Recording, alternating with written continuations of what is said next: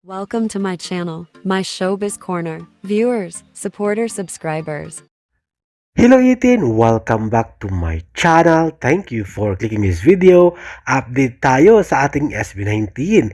Headline ngayon sa ABS-CBN ng ating mahalimas sa kanilang upcoming OPM Con.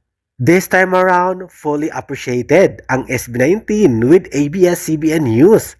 Ayon sa ABS-CBN, sa kanilang headline title, SB19, pinangunahan ang OPM Con this year.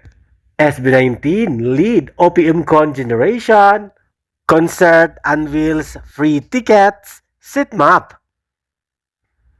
Sabi ng ABS-CBN, the countdown for Pure Gold's OPM Con generation has begun as OPM fans prepare for a night featuring some of today's brightest artists on original Pinoy music. Pure Gold will start its signature ticket redemption activities on June 12, providing customers the opportunity to earn free concert tickets through grocery purchases.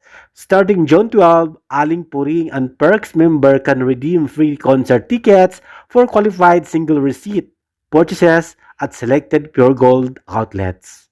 Sabi ng Senior Marketing Manager na si Ivy Hayagan Pidad, every year we look forward to seeing the excitement that OPM Con brings to our customers.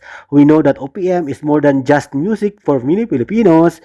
It is part of our identity, woven into our memories, milestone, and everyday lives.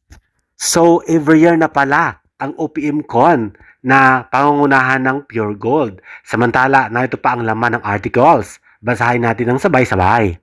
Ang maganda sa articles na to, na-appreciate ng ABS-CBN ang SB19 bilang leading artist para sa upcoming OPM Con this year.